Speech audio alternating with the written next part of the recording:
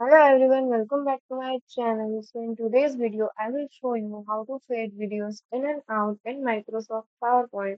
This effect helps your videos appear and disappear smoothly and making your presentation looks more professional. So let's go for it. First you have to open PowerPoint, open your presentation. Now you have to select your slide in which you have to insert your video. After selecting the slide, you have to go on Insert button.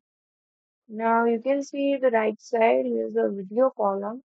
You can go on Stock Videos. So there are so many videos right here. You can choose any of these. I'm selecting this video and insert it. So it may take a moment and after that you have to adjust the video according to your need. So our video is inserted. Now we have to adjust this like that. So by clicking on the video, you can see here a playback button on the top.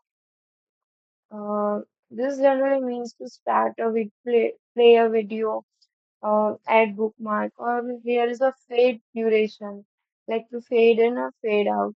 So fade in generally means that this is the amount of times it takes for your video to gradually appear on slide when the animation is begin. So I set the seconds to 2, I guess.